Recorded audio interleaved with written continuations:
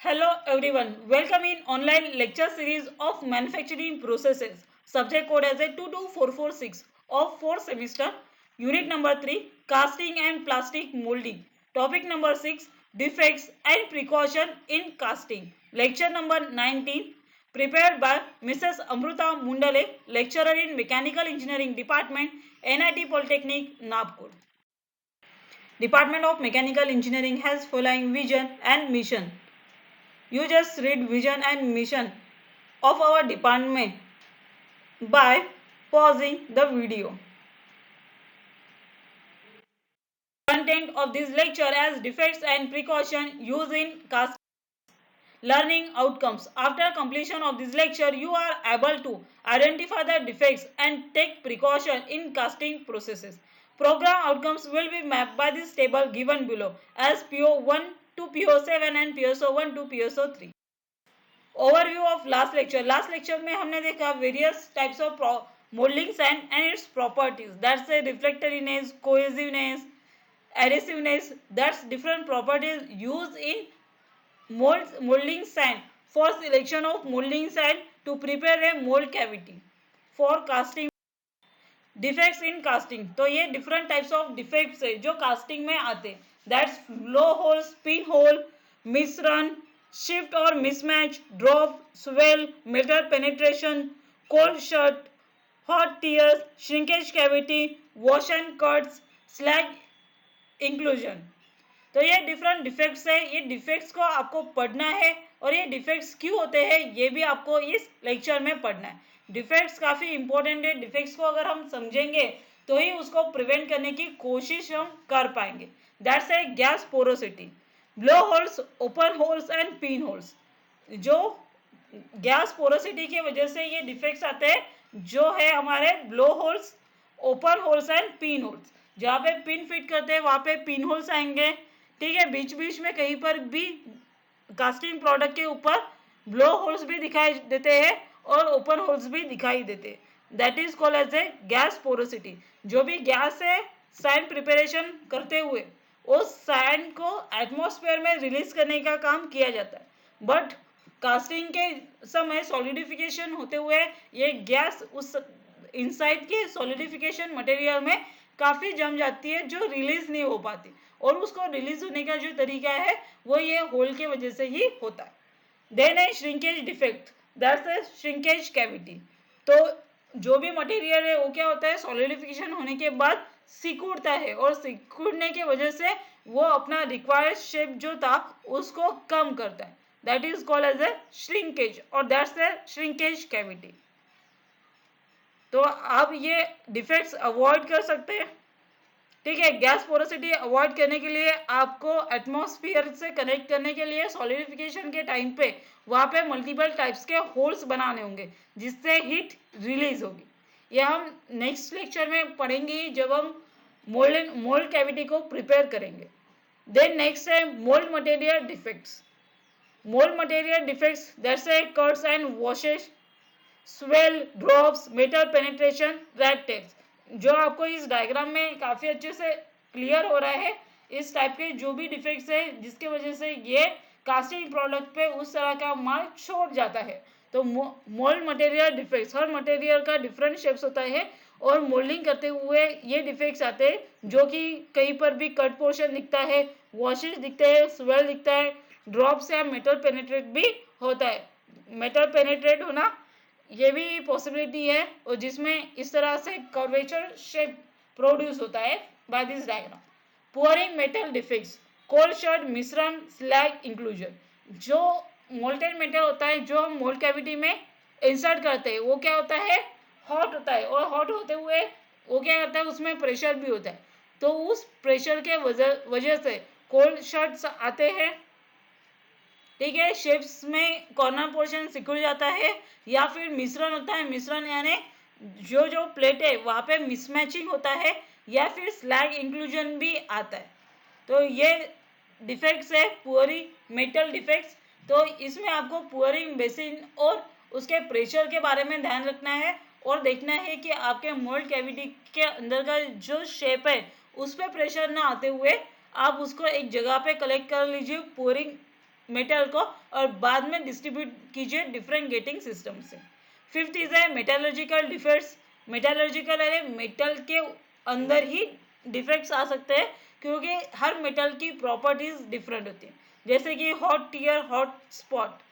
तो कभी कोई कोई मटेरियल सॉलिडिफाई होते हुए क्रैक आता है, जिसको हम हॉट टीयर्स बोलते हैं, या हॉट स्पॉट भी वहाँ पे जनरेट होते हैं। तो ये डिफरेंट डिफेक्ट्स है, और ये डिफेक्ट को सिक्योर करने के लिए भी रास्ते हैं, वो सारी चीज़ें आप। Next is a precaution taken in foundry. Foundry is a casting shop, ठीक है, जहाँ पे प्रोडक्ट कास्ट होता है। ऐसा जो सेक्शन रहेगा जहाँ पे मटेरियल हॉट होगा और बाद में उसको यूज करेंगे, that shop is called as a foundry shop. तो फर्स्ट है precaution, even trace amount of moisture. तो आपको अमाउंट ऑफ मॉइस्चर को ट्रेस करना है, and molten metal don't mix. Even trace amount of moisture, यानी मॉइस्चर के कंटेंट्स अगर ज़्यादा होंगे तो आपको वहाँ पे मोल्टेन मेटल को मिक्स नहीं करना है। Steam explosion are the cause of death in foundries. तो ये जो स्टीम में ब्लास्ट होता है एकदम वाटर से कांटेक्ट में, जैसे कि आप ऑयल को गर्म कीजिए, उसमें वाटर ऐड कीजिए, वाटर के ड्रॉपलेट्स अगर गर्म तेल में गिरते हैं तो वहाँ पे क्या होता है, ब्लास्ट होता है। ऐसा ही ब्लास्ट उस मॉइस्चर के वजह से हो सकता है, मोल्टेन मेटल में मिक्स होने की वजह से, तो उसमें लॉसेस होता है आपके death.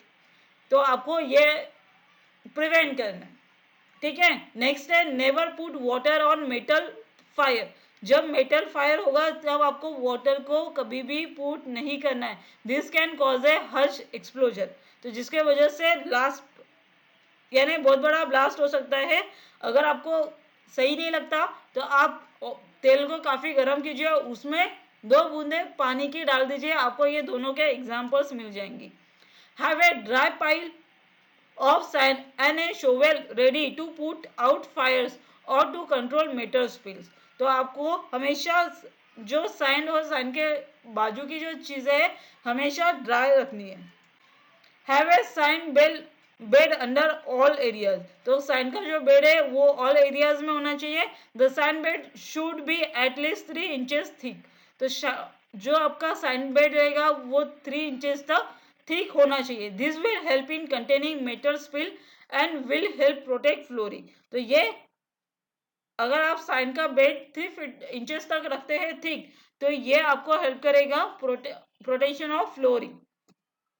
Never poor over weight ground. Never poor over weight ground. जब आपका वेट ग्राउंड है, यानी जहां पर भी है वहां पे आपको मोल्टेन मेटल को पुअर नहीं करना है। Remember even trace amount of moisture can cause explosion.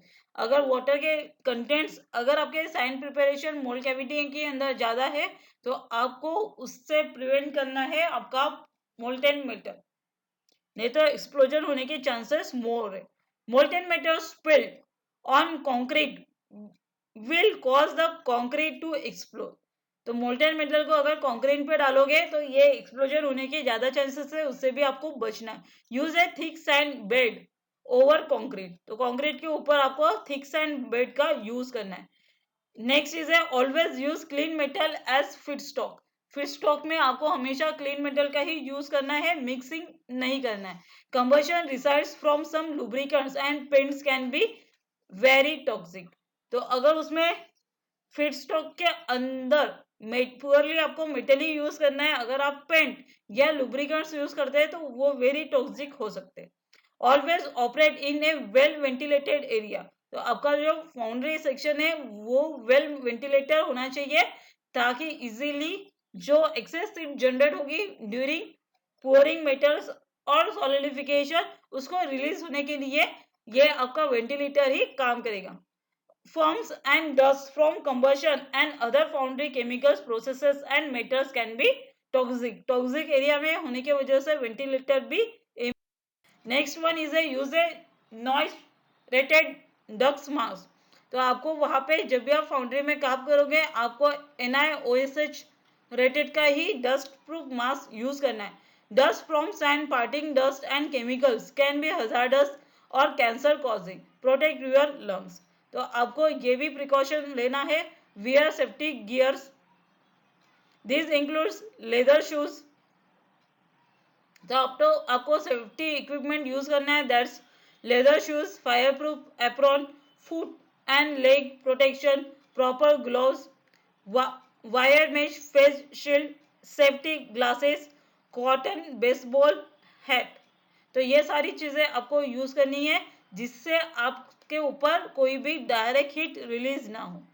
Never use a crucible that has been damage और ड्रॉप। तो आपको क्रूसिबल टाइप का कोई भी सिस्टम यूज नहीं करना है और डैमेज हुआ वाला या यूज किए वाला सिस्टम आपको हटा देना है। It's just not worth the risk. Imagine what would happen if a white hot crucible of brass chromed as you were carrying it। तो इसमें बहुत सा ज्यादा ही रिस्क है। तो इस तरह का डैमेज या फिर ड्रॉप क्रूसिबल आपको यूज नहीं करना है। Always charge crucibles when cold. तो जब भी आपका क्रूसिबल सिस्टम कोल्ड होता है उसको चार्ज करना है। Adding metal to a hot crucible is really dangerous. तो जब भी हॉट मेटल अगर आप हॉट क्रूसिबल में मेटल को ऐड करेंगे तो वो काफी डेंजरस हो सकता है। If there is a moisture on the metal even just a haze, the metal can cause the entire contents of the crucible to explode. Spilled molten metal can travel for a great distance, operate in a clear work area. Use long handled pliers or tongs and rod. The pillars are designed for adding things to the crucible and adjusting coals, etc. The rod is used for mixing the contents of crucible and move draws to the side just before pouring। तो ये सारी चीजें हैं, different things हैं जो आपको यहाँ पे प्रिकॉशन लेने हैं जब आप कास्टिंग प्रोडक्ट को बनाओगे या while working in foundry shop. ठीक है, कास्टिंग प्रोडक्ट के बनाने के लिए जो एरिया होता है उसको फाउंड्री बोला जाता है। Think about what you are doing at all times, focus on the job at hand and the next step, have all moves planned and rehearse prior to any operation। तो आपको सभी चीजों का काफी अच्छे से प्लान करना है। जॉब को हैंडल करने से हर स्टेप्स आपकी पहले फोकस होनी चाहिए, अकॉर्डिंग टू प्लान होनी चाहिए। एक भी चीज अगर गड़बड़ हुई तो you loss your life. Educate yourself beforehand and always be careful of your own and distant safety। देखते हैं सैंड प्रिपरेशन प्रोसेस। तो सैंड प्रिपरेशन प्रोसेस यानी क्या, तो जो सैंड को हम यूटिलाइज करेंगे for various mould cavity preparation, यानी मोल्ड कास्टिंग प्रोडक्ट बनाने के लिए हमें पैटर्न चाहिए और पैटर्न को हम सैंड के अंदर डाल के मोल्ड क्या करेंगे, कैविटी मोल्ड कैविटी प्रिपेयर करेंगे। और उस मोल्ड कैविटी के अंदर अगर हम मोल्टेन मेटल को पुअर करते हैं तो हमें मिलेगा कास्टिंग प्रोडक्ट। तो वो सैंड कैसे प्रिपेयर करना उसकी एक प्रोसीजर होती है जो प्रोसेस आपको यहाँ पे पढ़नी है। तो फर्स्ट आपको select the sand for casting. तो आपकी जो कास्टिंग प्रोसेस है, ठीक है, उस कास्टिंग प्रोसेस और आपके प्रोडक्ट कौन सा है उसके ऊपर आपका सैंड को सिलेक्ट करना है। सैंड कौन सी सैंड में से सिलेक्ट करना पड़ेगा, ग्रीन सैंड, वेट सैंड, ठीक है, कोर सैंड, लोम सैंड, ये डिफरेंट टाइप्स ऑफ सैंड जो हमने प्रीवियस लेक्चर में पढ़ा है। वो कास्टिंग प्रोडक्ट कौन सा है, कौन से प्रोसेस से वो बनने वाला है, उसके अकॉर्डिंगली आपको सैंड को सिलेक्ट करना है। Then mix the sand. तो फिर उसके बाद आपको उसको मिक्स करना है बाय यूजिंग वाटर, बाइंडर्स, ये डिफरेंट एलिमेंट जो उसकी स्ट्रेंथ को बढ़ाएगा वो एलिमेंट्स आपको उसमें ऐड करना है। That's also a clay. Mix with sand is mix with clay, water, binder और केमिकल्स। तो ये मटेरियल्स को आप क्या करोगे, मटेरियल्स को सैंड में प्रॉपरली मिक्स करोगे, यानी डिफरेंट नहीं होनी चाहिए, वो दोनों इक्विवेलेंट होना चाहिए। जैसे कि आटे में बेसन को मिक्स करना, ठीक है, तो ये दोनों को हम मिक्स करने के बाद हमें इक्विवेलेंट दिखना चाहिए। ऐसी चीज आपको ये सैंड प्रिपेयर करते हुए मिक्स करना है।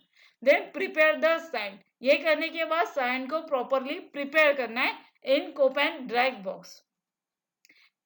उसके बाद फिर आप उसमें कास्टिंग प्रोडक्ट जो रहेगा हमारा बनने वाला है उस पैटर्न रहेगा, वो पैटर्न को साइन के ऊपर इंप्रेशन जमा के इस तरह से साइन को प्रॉपरली प्रिपेयर करोगे और उसके बाद फिर हम उसको क्या करेंगे, रैम करेंगे, हथौड़े से मारेंगे। जैसे कि ये पिक्चर में दिखा रहा है, तो हम साइन को प्रिपेयर किया, ठोका और उसके बाद क्यों ठोकना है, क्योंकि जहां पर हमारी साइन पहुंची नहीं है वहां तक हमारी साइन को पहुंचाना है।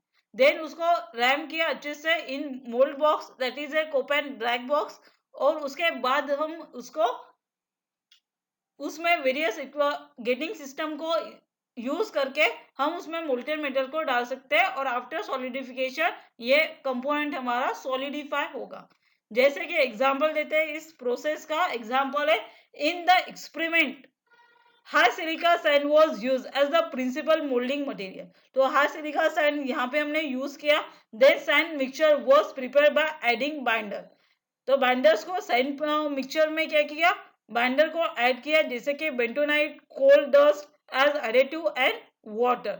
The composite of green sand mixture, the sand was prepared by hand mixing. तो सैंड को प्रिपेयर करने के लिए हमने क्या किया, हैंड से मिक्स किया। After preparation of moulding sand, the mould was prepared bye ramming the sand in the mould box. तो जो मोल्ड कैविटी और मोल्ड है वो बॉक्स हमने प्रिपेयर किया by ramming the sand. That is the process of sand preparation for casting. Now the time is to discuss unit outcomes achieved by this lecture as identify the defects and take precaution in casting process. Summary of today's lecture, आज हमने defects and precaution in casting देखा, उसके साथ preparation process भी देखी।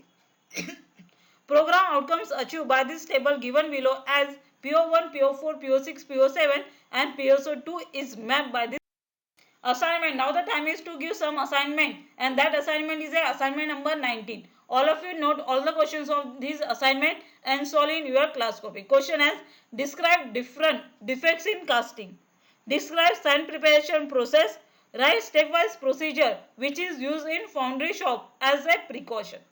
तो foundry shop में जो प्रिकॉशंस लेते हैं उसके आपको यहाँ पे स्टेप वाइज प्रोसीजर लिखनी है। For solving this question, watch this video again and again. Any query, then contact to subject teacher. Topic for next session, तो हम नेक्स्ट सेशन में पढ़ने वाले हैं, कास्टिंग से जुड़े रहेंगे और कास्टिंग एंड प्लास्टिक मोल्डिंग में हम फर्नेस पढ़ेंगे। तो ये फर्नेस क्या करेगा, हमारे मोल्टेन मेटल को प्रिपेयर करेगा। मीन जो भी मेटल्स हम यूज करेंगे कास्टिंग के लिए, यानी जिस मटेरियल का हमें कास्टिंग प्रोडक्ट चाहिए उसको हम मेल्ट करेंगे इन फर्नेस एट ए हाई टेम्परेचर। और ये फर्नेस जो रहता है ये बॉयलर लाइक होता है, बॉयलर में भी हीट प्रोड्यूस करके स्टीम फॉर्म करते हैं और यहाँ पे हम क्या करेंगे, हीट प्रोड्यूस करके मेटल को पिघलाएंगे। Thank you, happy learning, stay online.